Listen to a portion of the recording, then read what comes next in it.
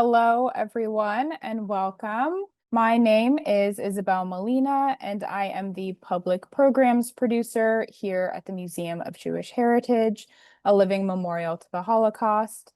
And I'm very pleased to welcome you all to today's program, Soundtrack of the Jewish People, Great Songs That Reshaped America, with Joe Levy in conversation with Nadine Epstein, co-presented by Moment Magazine. Here at the museum, we are dedicated to the crucial mission of educating our diverse community about Jewish life and heritage before, during, and after the Holocaust.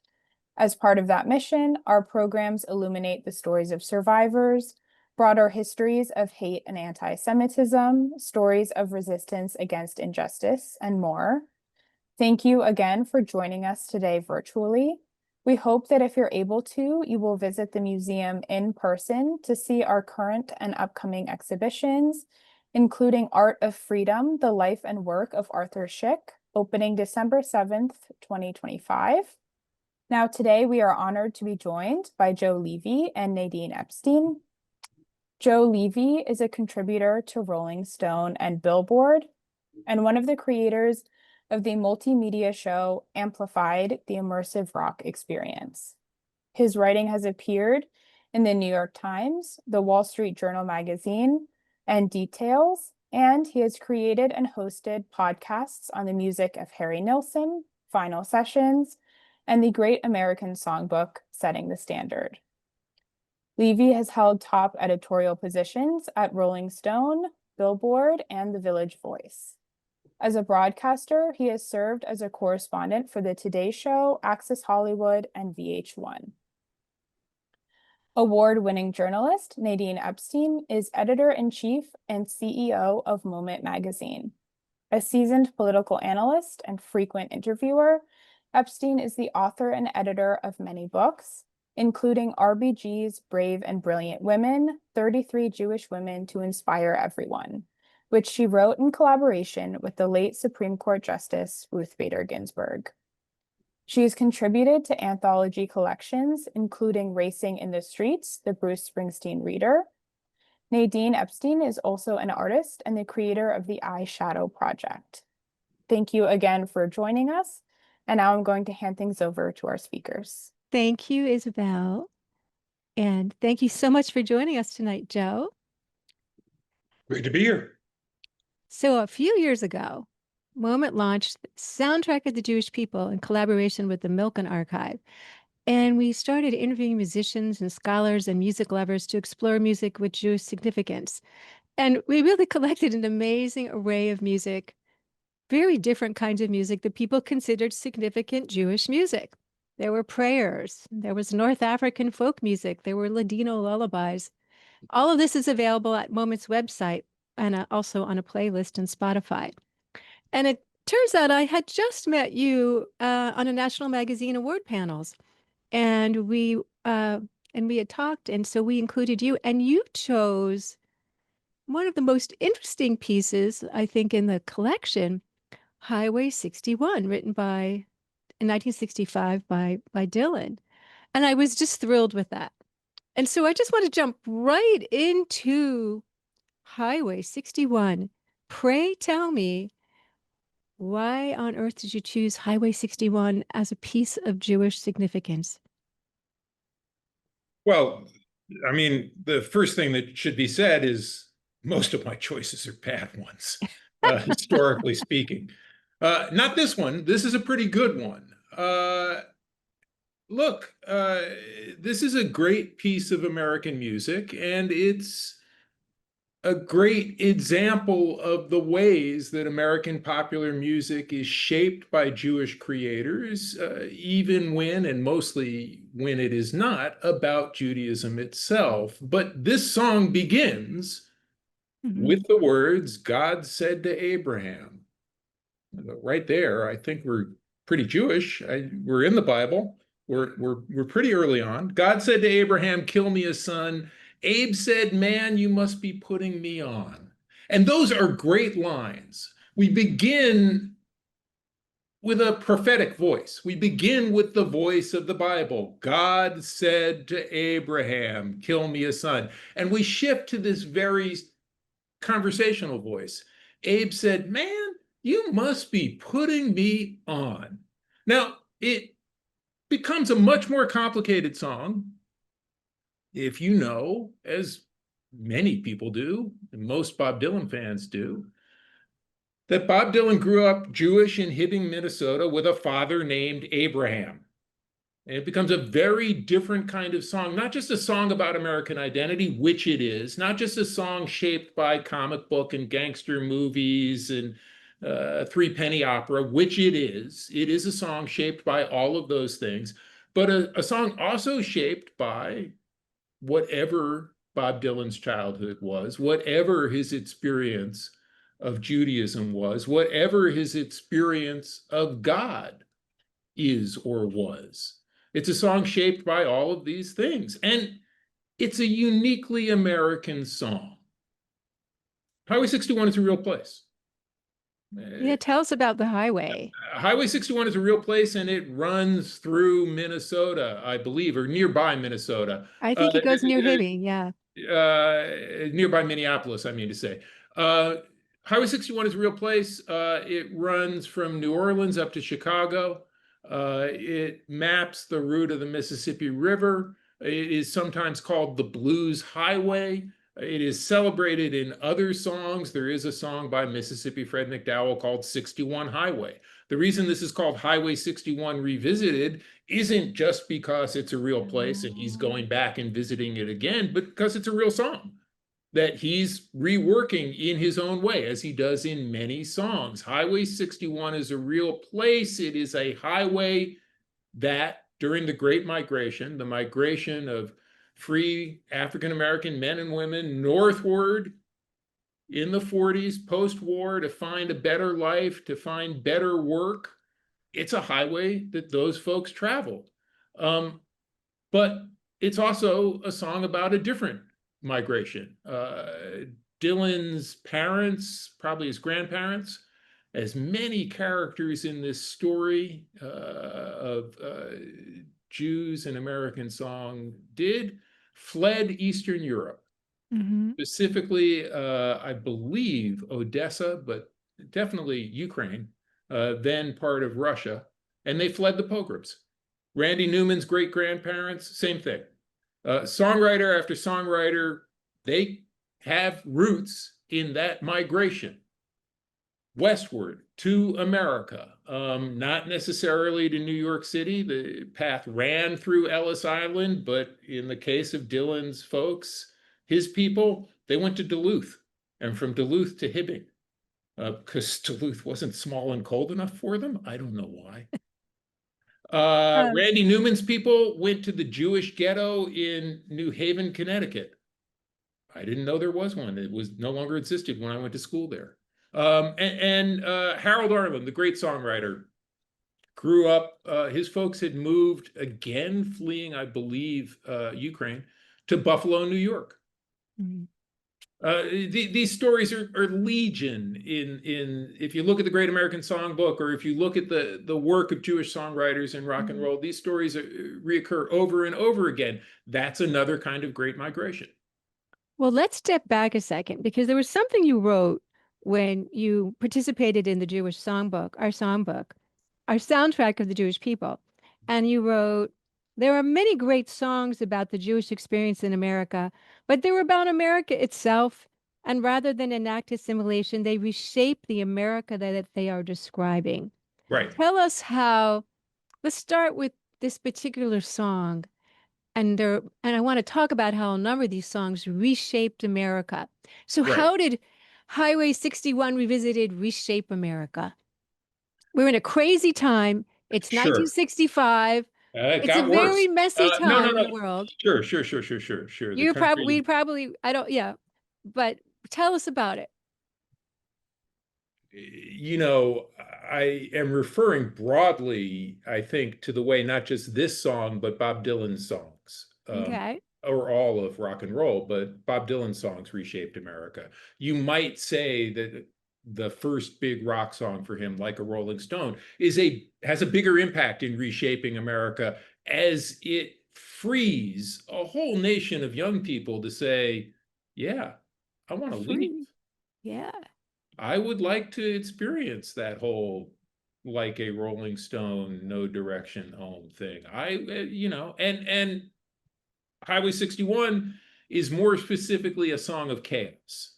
Dylan talked in Chronicles, his autobiography, about how during the 60s he would take refuge in the New York Public Library and read newspapers from the time of the Civil War to understand what was happening in the 60s. That feeling of great anger, violence, chaos, brother against brother, an America divided was so with him in that moment that he went back to the moment, sadly, a little too much like the one we live in, where America seemed to be was tearing itself apart in two pieces. And did he really do it? I don't know. That dude is not exactly known for his way with the truth, but that's his feeling, that the 60s were a time best understood by going to a quiet place and reading about the Civil War. When he talks in Highway 61 about, all the things you can do out on Highway 61, you can sell 40 red, white, and blue shoestrings and 1,000 telephones that do not ring. Yeah. That is dysfunctional America. Red, white, and blue shoestrings and 1,000 telephones that do not ring. That is an image of a dysfunctional America, right? And this is a song that doesn't celebrate that, doesn't expose it. It looks at it and it laughs. It laughs at it. It's a terrifying thing and it laughs at it. It's like a Marx Brothers movie about the apocalypse. It's so interesting because I've also been taking shelter in the history of the Civil War. It's fascinating. It's really interesting. And I hadn't even thought about the connection between that song and the Civil War. Thank you. Sure. So let's jump back through time, because in this kind of thesis that you wrote about, which I think is so fascinating, about how many Jewish musicians and songwriters and performers, but mostly songwriters, really shaped the American music framework that we even are in today. Let's jump back to the American Songbook and Sure. and the early 20th century, or the late 19th century, and you tell us about some of the musicians that come to mind. And we could start with George Gershwin if you'd like. We can start with any of them. Okay. Virtually, the majority of songwriters of the Great American Songbook, the majority, with the exception of folks like Harry Warren, Cole Porter, Johnny Mercer. Otherwise, you're talking about Jewish songwriters and lyricists, guys writing melodies, guys writing lyrics. At a time when American song is coming into its own. It's leaving behind this sort of Moon, June, Tin Pan Alley thing that's very catchy. Maybe it's fun, but simplistic. And it's getting a new kind of sophistication, a sophistication that's going to drive movies out in Hollywood, Broadway musicals, which are again at that time in the 20s and 30s, just beginning to come into their own, just shifting from reviews, songs strung together, to book musicals. I've got a story to tell. I might break into a song in order to tell it. By the way, Old Man River, he knows nothing but trouble.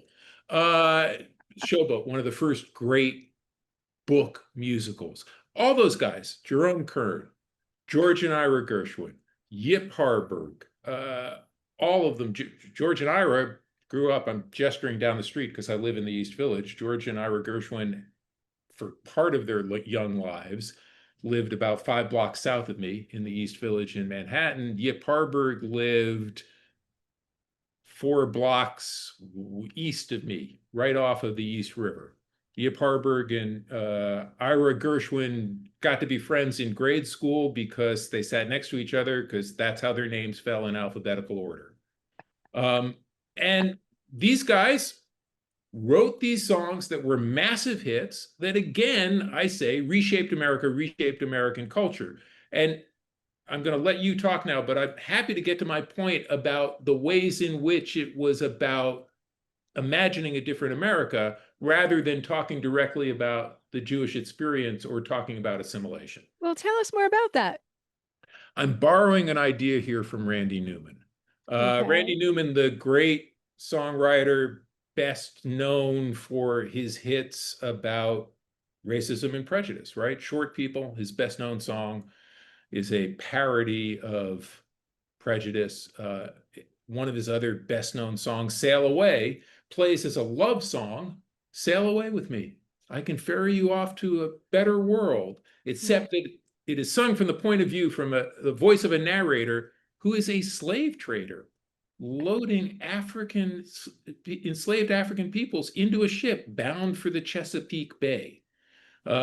Newman, sometime in the 90s, gave an interview where he said, I've recently evolved a theory that sometimes Jewish songwriters and Jewish writers get into America harder. There's a wanting to be part, wanting to be accepted in America. And then he goes on to say this thing that's I've never forgotten. There's a great thing in one of Philip Roth's recent books, and he's actually talking about Operation Shylock, where Roth says that after Moses, the next great Jewish genius was Irving Berlin. Irving Berlin, the songwriter. He took the blood out of Easter and made it about fashion, and he took the Christ out of Christmas and made it about snow. So, again, these are songs in which what Roth and Randy Newman are saying, this great songwriter takes religion out of these great religious holidays and makes them into great songs, great American songs, right? And he reshapes the holidays also. Reshapes He the makes more holidays, people able to reshapes participate in the holidays. Well, tell us a little bit about the Irving Berlin story. Like, how did, I mean, Irving Berlin, the acknowledged genius, wrote the songs and the lyrics and knocked them out lickety split, possibly by buying them from other people for a dime or two. He wrote so many songs so quickly that it is often theorized, much like Shakespeare's plays, that he didn't do it all by himself. But Berlin is an example, like Jerome Kern, for the songwriters who come after. These are guys who are bringing a new kind of song to Tin Pan Alley, and that mantle is taken up by folks like George and Ira Gershwin. well, tell us about Jerome Kern briefly. I mean, What does he add to this? Kern is for these songwriters, Kern was the guy that they looked up to. Johnny Mercer, George Gershwin, Harold Arlen, all looked up to Jerome Kern because Jerome Kern gets the credit for turning the corner in what a Broadway musical could do, for creating the book musical. The idea of these aren't just like, yeah, it's going to be a big dance number. A lot of girls walking down a stair. They're holding parasols. Maybe they're not wearing so much. That's the Ziegfeld Follies. That's what a Broadway show basically is before Showboat and Jerome Kern. And all of these guys, no matter what they did, no matter where they did it, no matter how successful they were, they wanted to write a Broadway hit. The guys who ended up out in Hollywood making boatloads of money. Well, truckloads. But a truck, still pretty good if you fill it with money. Truckloads of money. All they wanted to do was go back to New York and write a Broadway show. Harry Warren famously frustrated that he never got out of Hollywood. Johnny Mercer was the same way. Here's a guy writing these massive hits, Blues in the Night, which starts as a throwaway song in a movie so bad, they rename it Blues in the Night because the song is that good. And all these guys want to do is get to New York and write a hit Broadway show because that's the pinnacle of the art to them. And Jerome Kern is the guy who builds that ambition inside them. So some of this is coming, there are some of them, and I think that have like cantor fathers. You're talking about Harold Arlen. Harold Arlen. So, there's some actual real Jewish influence There is on this music. There is and indeed. tell us a little bit about Arlen and his papa. Jaime Arlen, born at any rate, he changes his name to Harold. He's the son of a cantor, and he at 14 or 15, begins his career as a professional entertainer. He wants to get involved in vaudeville or amateur nights in Buffalo, New York. But he plays piano so well that soon he's playing piano in movie theaters, in a burlesque house. By 15, he's put together a band. They're splitting $60 a week. It's still the 1920s. They play 4 shows a day. His $20 a week is about $300 in today's money. It makes him so much money that at 15, he buys the first Model T Ford in his neighborhood at 15 years old. His father wanted him to be a doctor. His father was a cantor. His mom wanted him to be a music teacher. Here's the other significant thing about Harold Arlen. He and his family grew up in a 2-family house. They rented the other part of the house to a Black family. He grew up alongside Anderson and Minnie Arthur. I don't remember that. I had to look it up. And he grew up alongside their tradition. The interesting thing, though, is a way in which those traditions speak to each other. And don't just speak to each other. I mentioned the 2 great migrations. The conversation that I hear being enacted in Highway 61 revisited. But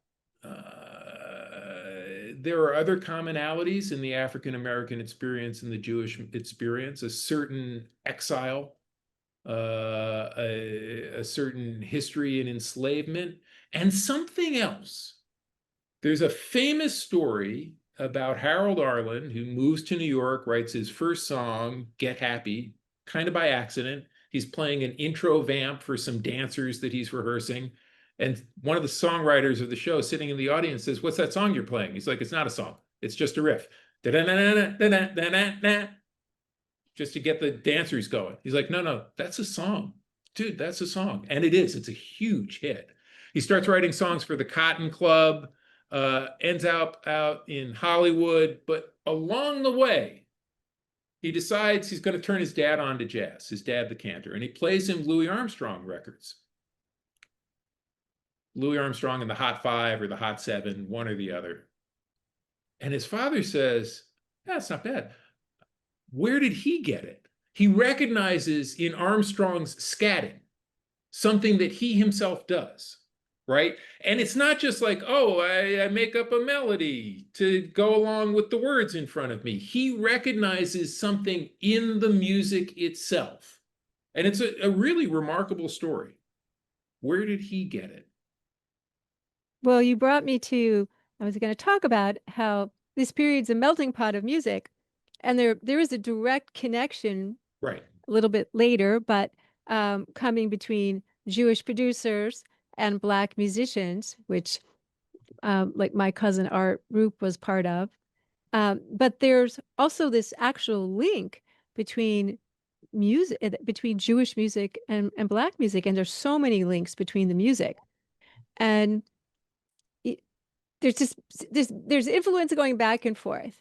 And let's talk about George Gershwin a minute, because Sure. you were how is George Gershwin, who writes one of the most quintessential American pieces of Rhapsody in Blue, I get the title right? You did indeed. Rhapsody in Blue, which Gershwin referred to. Gershwin thought a lot about American music. He thought a lot about what he was doing. He didn't just do it. He wrote articles in the newspaper years and years before he sits down to write Porgy and Bess. He says, "I want to make American song into a great folk opera."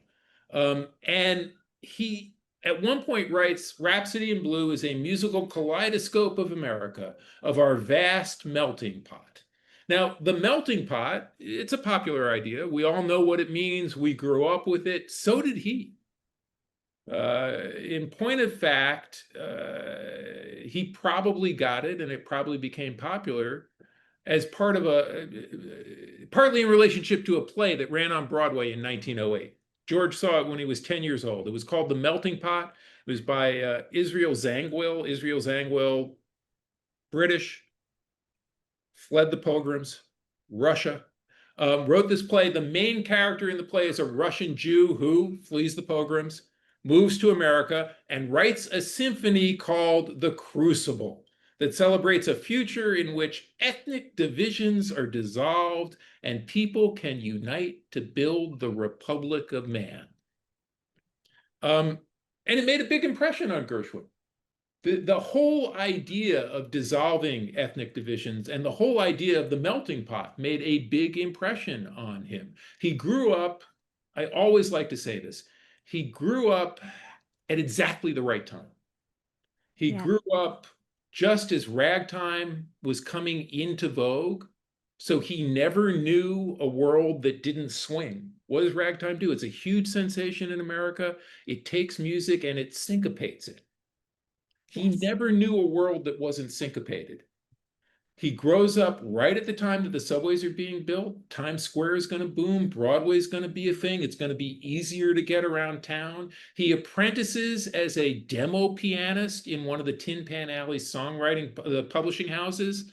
And the guys, he's a great pianist, and the guys like to tease him by making him play song after song after song by ear.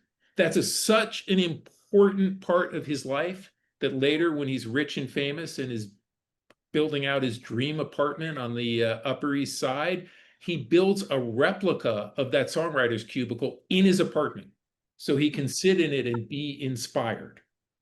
Wow. And he learns, he's a piano genius, and he learns to play piano partly by sitting on the piano bench next to the great stride pianists of Harlem, the legends, Lukey Roberts, Willie the Lion Smith. These are guys who did things that people didn't really know could be done to a piano keyboard or on a piano keyboard. Played cross rhythms, played polymetrics, did things with their left hand. Gershwin soaked all that up and was able to do it himself. That's incredible. So we're not even at rock and roll yet, really. But we are not. But how do how right at this particular juncture, what is Black tradition of music bringing, and there are many traditions, and what are the Jewish traditions? Is there something that's mingling in particular? I mean, the syncopation is part of it. Is there something else? Hold on, I want to come back to that, but I see in the chat that someone objects to my mentioning the accusation that Irving Berlin bought his songs. I also mentioned the accusation that Shakespeare didn't write his plays. I don't believe in either of them. I just want to make that clear. Okay. That's it. Hank Williams probably didn't write all his songs, but that's a whole other topic. You wanted to ask about what? Well, before we get into rock and roll, where there's a lot of crossover, there's kind of crossover here too. And I just was wondering, what are some of the Black musical traditions bringing, and what are some of the Jewish musical traditions bringing at this point? The songs that we get out of the Great American Songbook are certainly songs that draw on jazz, they draw on blues. These are African-American art forms, uniquely American and uniquely Black. And they draw on these things. They also feel free to draw on British songs. These guys admired Gilbert and Sullivan. Mostly the lyricists admired them, but they admired them. They admired the British song tradition, but they were seeking an American idiom, right? They were seeking to make their own music. They were largely based in New York at first, and I mean, folks get dragged out to, or willingly zip off to Hollywood and write songs there, but they are seeking an American tradition and seeking a voice for New York City, I would say. And you asked about I mean, you can't separate what these songwriters are doing from African-American music or African-American musicians. We talked a little bit about Harold Arlen, who with Ted Koehler wrote song after song for reviews in the Cotton Club. The Cotton Club was a club uptown. I mean, it's difficult to talk about these things without diverting the conversation into issues about segregation and horrendous restrictions that great Black artists worked under. But let's say we come back to that for another hour or Yes. 500 at another time and stipulate that it was terrible and it was wrong. And uptown at the Cotton Club, a Harlem nightclub principally for white folks, Yep. Harold Arlen and Ted Koehler wrote song after song that was smashes for great Black performers like Stormy Weather. I feel like you asked a question and I'm not sure I No, but we're gonna skip to the next question now because we got to Okay. get into rock and roll. Okay. We got to have time for rock and roll because this is so Okay. important. So, Sure. I th- rock this little movement of rock and roll is still with us today. It's incredible how it's still with us today. And, two of the pioneers that were Leiber and Stoller. And I'm wondering like where their music came out of and how this shaped America, reshaped America. Sure. Well, Leiber and Stoller, another great songwriting team. They begin to write hits in the 50s before rock and roll is rock and roll. And they begin to write these hits for Black creators that use a Black idiom, hound dog, which is recorded by Big Mama Thornton before Elvis Presley gets a hold of it. And the answer to the question is, how does this stuff reshape America? Is Elvis Presley recorded hound dog? And things changed. The I mean, crossover another occurred. answer to that question is Little Richard Yeah. or Chuck Berry. But and those are important answers. And I never like to mention Elvis and rock and roll and things changing without mentioning Chuck Berry and Little Richard. But all that said, the answer to the question, how things changed, is Elvis and Hound Dog. But Hound Dog is written for Big Mama Thornton. Leiber and Stoller admire the blues, they admire R&B, and they admire and want to work with and write songs for those creators. Famously, I forget whether it's Leiber and Stoller, here's after the fact that Elvis Presley has recorded Hound Dog and says, Elvis who? Because like a lot of people, he had no idea. And they continue to write songs for Elvis. They also continue to write songs for the Coasters. These songs are deeply humorous, super catchy, and many of them have meaning. Many of them are about travel, about sex and love, or about a fight for liberation. Two of their best known hits, or two of my favorite of their songs, Jailhouse Rock, uh, and Riot in Cell Block Number 9 for the Coasters. These are songs about incarceration and the desire for liberation. Why is the jailhouse rocking? Not because it's a rocking place to be. I always linger over the extraordinary lyric, if you don't have a partner, find a wooden chair. To dance, only for dancing people. We're just talking about dancing. We're not working blue. It's a little bit blue. But these are remarkable songs. And everybody knows it. The people writing them know it. The people singing them know it. Elvis, not singing Jailhouse Rock, but I'm trying to remember which song it is. I think he's on the Steve Allen show. And he wants to say, here's our most recent release, except the joke he makes, and he knows what joke he's making, is here's our most recent escape. I mean, release. Right? I mean, the whole idea of this music as a liberating force in America and American culture is all right on the surface. Yeah. So there's also this liberation theme, I guess, and that's bringing together, Black and Jewish. The theme brings people together. Well, let's talk about Randy Newman a second, Sure. because how does Randy Newman fit in? Well, how does he not? Randy Newman.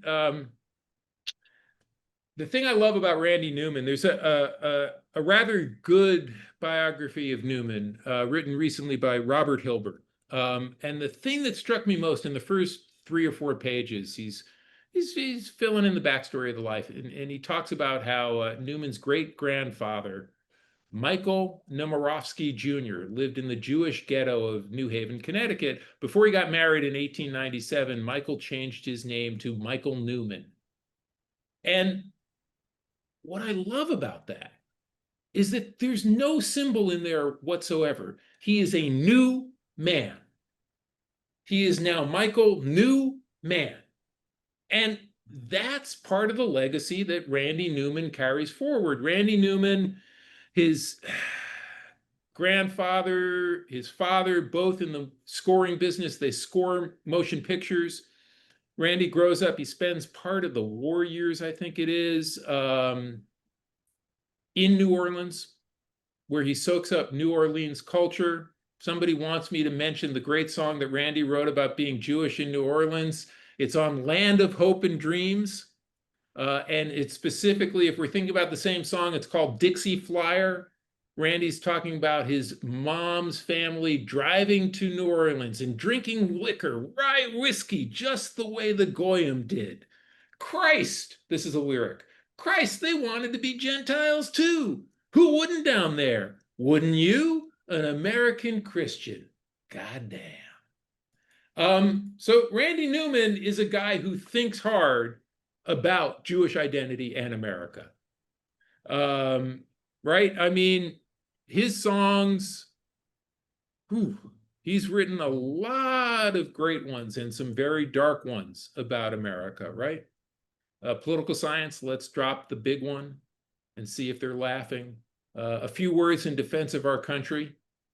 The recent song that's actually the title for the Hilburn biography, which compares our current world leaders to the great villains of the past. Humorously, it's a good laugh. Randy Newman, best known for, at this point, for writing those Disney songs, but has a lot of dark and funny things to share with us. So American popular music has always been kind of a melting pot with all these different identities and kinds of musical traditions in it. And how does cultural appropriation play into this? Because it's such a common thing we hear about today. It's a good question. And you can certainly say that there are elements of cultural appropriation in much of what I've talked about.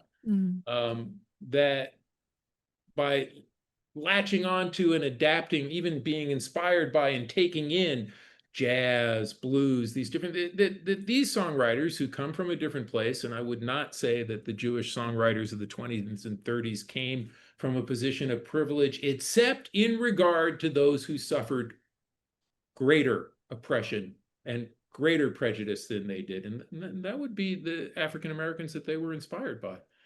And yet, I tend to think that when we're strict about ideas of cultural appropriation, we miss the idea of American culture writ large. African American music is enormously important, and it is just that. It is African American music. I would say that jazz borrows instruments from, but it borrows ideas from European harmony, utilizes those things to create something new. Just as I would say, and I often have, anytime anyone gives me the opportunity, I like to say that Little Richard takes a piano, a symbol of European classical music, and turns it into a drum in an act of reverse colonization. Little Richard played the piano in a way that it's a famous story that his first session is down in New Orleans, J&M Studios in New Orleans. The best piano players in the world are there. Huey Piano Smith, who is one of the best piano players in the world, is on that session, and he hates the way that Little Richard plays piano. Because Little Richard is just banging on the keys. And yet it's the drummer, Earl Palmer, the guy who is credited with creating the rock and roll beat on those Little Richard sessions, because the piano was so driving, he had to shift from shuffle time or swing time into a more straight time, a 4/4 beat. And it's Earl Palmer who recognizes and says in his autobiography, a page was being turned. I got to think it's the ghostwriter who said that, but that's neither here nor there. A page was being turned. This is a conversation. And I think what we miss when we talk about cultural appropriation, when we talk about theft, we miss the love. Love and Theft is the name of a Bob Dylan record. It is actually the name, he stole it, of a book about minstrelsy by a guy named Eric Lott. And what Eric gets right in the title is exactly it, love and theft. There is an admiration that drives people to want to be part of this or to want to make it part of themselves. I think it's the way of art. Sure. To put it simply. As long as you're paying royalties if you're stealing outright, yes. So we're in another messy time in America, as we referred to before, with incredible divisions. And I'm wondering, are American musicians still reshaping, clarifying the American identity, American musical identity at this point? Well, yes. I mean, the simple answer is yes. I mean, Okay. to me, that's what popular art does. Popular art takes in the moment, reflects it, reshapes it. It's not exactly a coincidence that during a rising opioid epidemic, whatever word we want to use, crisis, we have the rise of a kind of hip hop trap out of Atlanta that is extremely narcotized in its sound. Just as it's not an accident that over the last 10 years, we've seen tremendous commercial success for a wide variety of Spanish-speaking Latin musicians in the United States, at a time when the idea of the presence of man, I don't even want to get into it because I'm going to start cursing and it's not going to be the good curse words either. But the presence of immigrants, even the presence of the Spanish language, is something that people want to eradicate. And at this moment, the popular music audience is saying, you know who's the biggest musician in the world and in America as well? Bad Bunny, guy from Puerto Rico. Yeah. And while you're busy policing people's sexual identity, Bad Bunny is kind of, well, I wouldn't call him non-binary, but he sure is less macho than a lot. I mean, there is something going on. There is a conversation that gets left out of a lot of cultural and political commentary, and that is the conversation that happens on the pop charts. Actually, we were talking earlier about Little Richard, and Little Richard did that for his era too, because he was Yes. so completely different. Yes, I am a big believer in the amazing story of Little Richard, the amazing idea of his presence, and the fact that his first hits are less than a year after the Brown versus the Board of Education decision from the Supreme Court. So at a moment when America's segregationist forces are standing up and saying, no, America's youth is saying, I really like the record by the black gay guy. I didn't know he was gay. I don't know what gay is, but that guy sure has some different hair. I mean, there is no way, even if you don't know what Little Richard's sexual identity is, there is no way that you do not recognize that there is something very different about this performer. About his persona, sure, but there's no MTV and you didn't make it to the movies when The Girl Can't Help It is playing. Just listen to the records. The records themselves, many of which are loaded with a lot of coded drag references that folks didn't get. I always say it doesn't matter. You don't have to understand the play and the lyrics. You just have to listen to the record because it's all right there. It's libidinal, it's unhinged, it is amazing. So we have Bad Bunny and we have hip hop music today. Sure. Are there Jewish songwriters today who are participating in this musical conversation? Sure, there are. I'm not sure how much they reflect what I've just been talking about, which is to say, the conversation may have moved on and developed so significantly that the fact that a guy like Benny Blanco, who's a producer, songwriter out of Philadelphia, wrote a lot of hits for Katy Perry, Kesha, currently engaged to Selena Gomez, very good songwriter and producer, Jewish, observant. Does that impact his work? Do I know it from the conversations around his work? Generally, no. I don't. He's a very interesting character. I no longer remember his real name, but he's named himself after a character in Carlito's Way, Benny Blanco from the Bronx. Because again, a lot of people come to this world to reinvent themselves. What's Bob Dylan's name? Robert Zimmerman, right? This isn't the persona that they choose to show to the world. And we have other. Does it matter that Drake is got a Jewish mom, or Doja Cat, two very popular rappers? Does that impact the work that they make? I'm not sure that it does. I don't hear it myself, but I'd be interested to know if other folks do. Certainly, Doja Cat's whole persona is very out there, but probably more related to how very out there her childhood was. She grew up in part on a commune out in California run by Alice Coltrane, John Coltrane's widow. It was strange. So I know we have to wrap up because we have so many questions here or comments.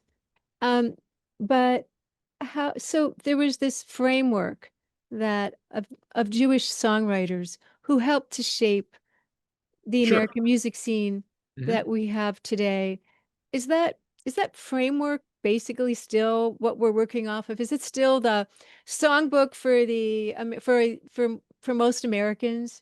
Is it kind of is it what we build on? I mean, how is it relevant at this minute? It's part of our cultural identity. I would say that the strangest thing about rock and roll is its ongoing relevance. I mean, you can argue about it, but it is not as though people don't know who the Beatles or Elvis are. And it's not as though those things haven't impacted other things that came after. The great songs of the Great American Songbook, I think generally speaking, folks know them.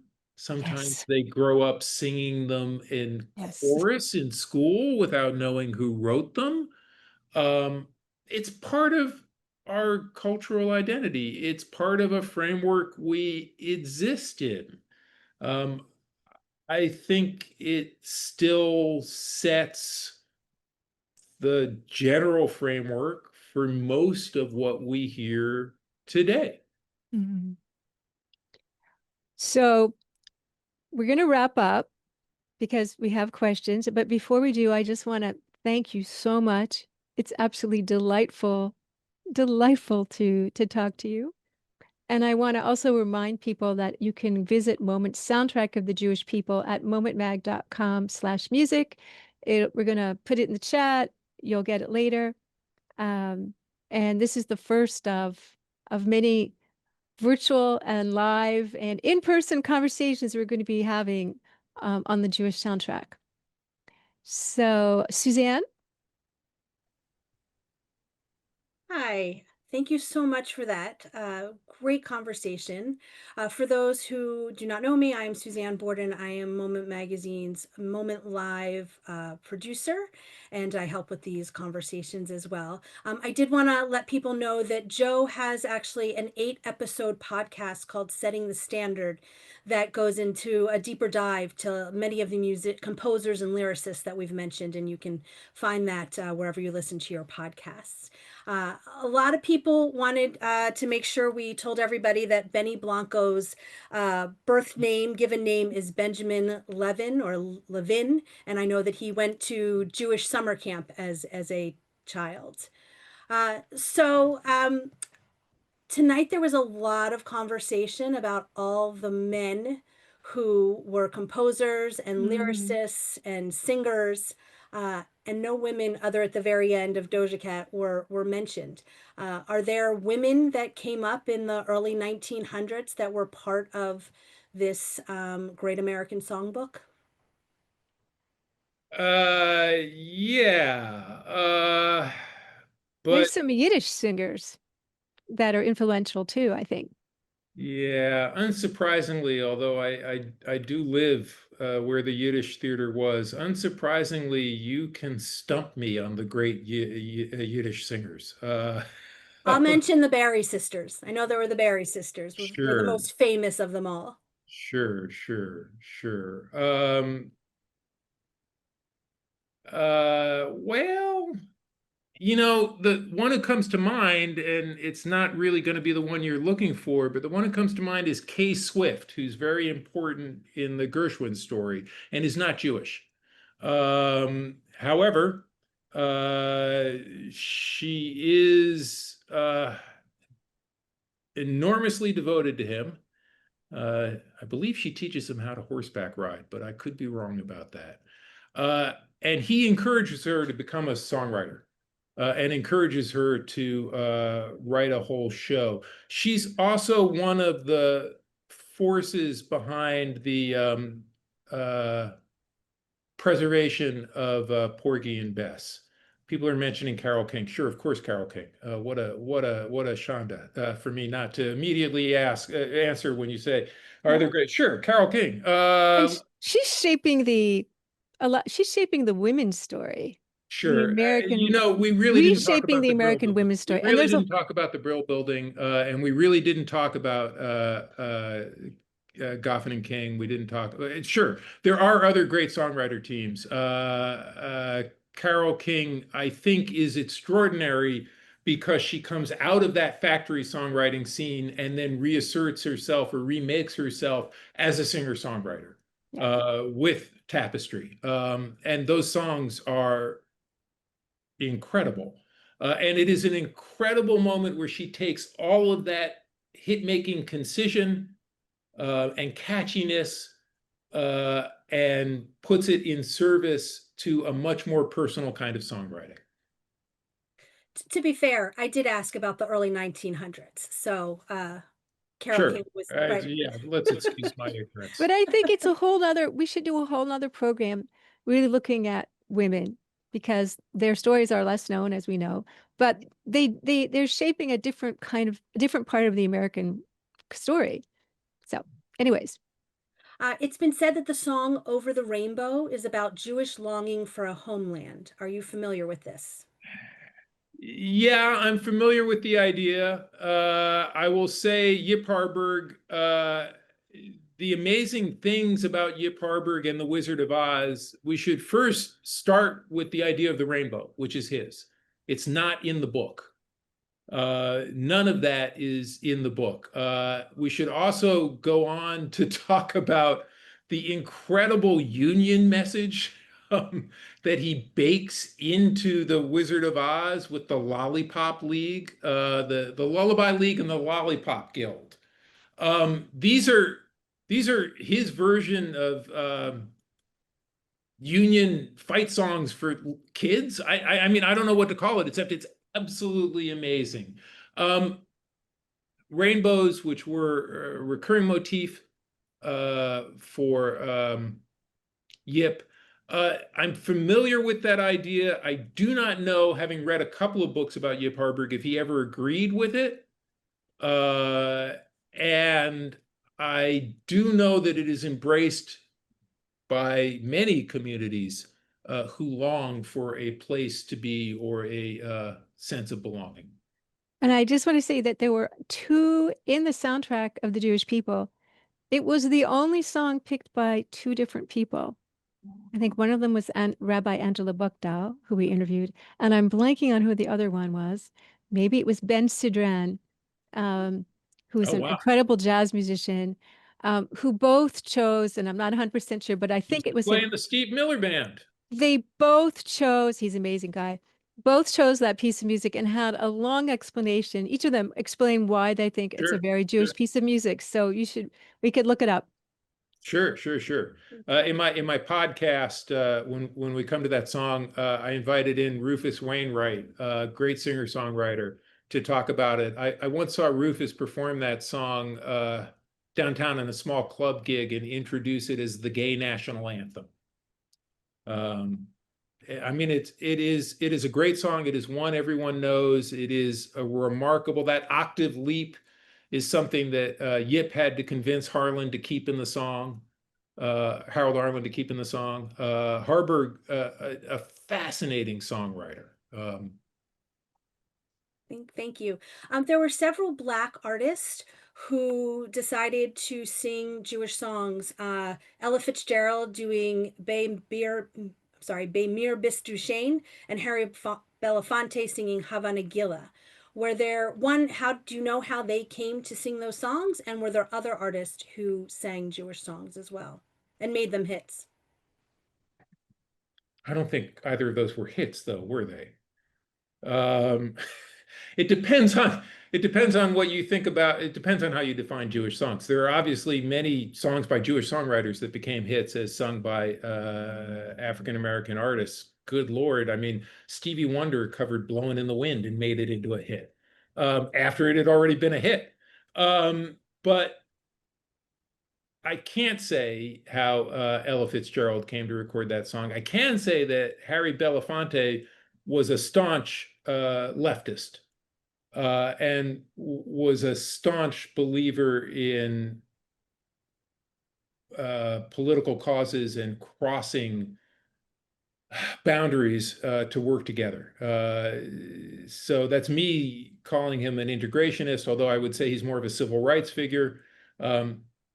Also relating to the Bob Dylan story, gave Bob Dylan his first professional recording gig, playing harmonica, recorded down the street.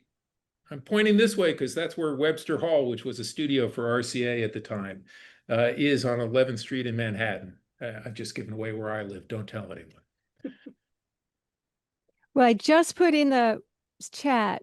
I was right. It was Ben Sidran and Angela Buchdahl, both amazing people who chose that song, and they each Sure. have their own reasons why this is an incredibly Jewish piece of music. Thank you. And as we wrap up, a few people would like you to comment on a few different artists. Leonard Cohen, Paul Simon, and Matisyahu. Okay.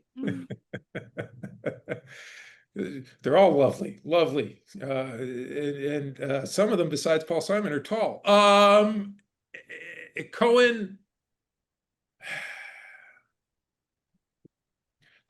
and this is going to be saying something because you're including Matisyahu. I would call Cohen the most Jewish of those performers, but that's a personal opinion. All three really interesting performers. I am a big fan of Paul Simon, a big fan of Leonard Cohen, and a modest fan of Matisyahu. I would say what's interesting is Simon is someone who wrote very specifically about American identity several times. Wrote a song called American Tune, wrote about going on the New Jersey Turnpike to look for America. He returned to these ideas throughout his career. He was always attracted to music outside of his world. He gets acknowledgement for embracing South African township music on Graceland. And yet this is something he was doing with South American music in the Simon and Garfunkel days. He was always interested in this "what can other music tell me" idea. Matisyahu, I mean, what can you say? The first time somebody told me there was a devout a Hasid ragamuffin toasting, like this is a Jamaican art form, right? How does that work? Who comes up with that? And yet, why not? Right? You hear Gilberto Gil, the great Brazilian musician, said in the 80s, we've reached a point where we no longer have roots, we have antennas. It's a very interesting idea. And an idea well ahead of its time, since he was saying that in the mid 80s, pre-internet, pre-cell phone. Yeah, there were antennas. They were for televisions and radios, but it's a very interesting idea. And it's one that I embrace and I understand the limitations of. And of course, Leonard Cohen, oh man, where do you begin? That guy is a trip. I had the honor of being in the same room as that guy twice in my life. Once I saw him speak, and once I saw him perform. I saw his first performance after 20 years, I think, in New York City at the Beacon Theater. The speaking thing was in 1988. He withdrew a bit from public life after this. He was speaking at something called the New Music Seminar. And there was a remarkable moment where someone asked him for advice, and he leaned into the microphone and said, "If you knew anything about my life, you would know I'm the wrong person to ask." And it was so out of character for everything else that was happening. And it was so thoughtful and intense. I mean, it just knocked me back in my chair. It was sincere. He wasn't making a joke. He was saying, I have nothing to tell you. And then that performance at the Beacon Theater, at a point when he was returning to recording and returning to performing because he had to, because his business manager had stolen all his money, or was it his accountant? Somebody did something bad and the money went away. And he had to come down from the mountain, literally Mount Baldy, where he was engaged in Buddhist meditation. He had to come down from the mountain and make the first of a remarkable series of late period records, and then go on the road. And a lot of people, when they have to go on the road like that, do it with a kind of, I have to do this. I have to. And he did it with such spiritual intensity. It was a commitment to the moment. It was a commitment to the audience. It was a commitment to the sacrament of song, what he calls the Tower of Song. I've never forgotten it. I had a chance to go see him again at Madison Square Garden, and I said, no, I saw one of the greatest concerts of my life. I was up in the balcony. I remember where I was. I remember what happened. I just want to hold on to that. Wow. Well, there's two of his songs in the soundtrack of The Jewish People, Who by Fire, which he wrote in 1974, which is an amazing piece of music.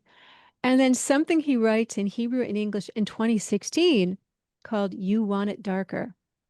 Yeah. Right. Well, that is a great place for us to end. Thank you very much, both of you, for this wonderful conversation. We love the stories, Joe. Again, people, I wanted to remind people, Joe's podcast is Setting the Standard. I want to thank Isabel and the Museum of Jewish Heritage for co-sponsoring tonight's program with Moment. And I want to remind everyone to please visit momentmag.com to read and listen to our soundtrack of the Jewish people. You can register for our upcoming Moment Live programs, subscribe to our magazine, and learn more about our wide-ranging initiatives. And now I'll hand it back to Isabel.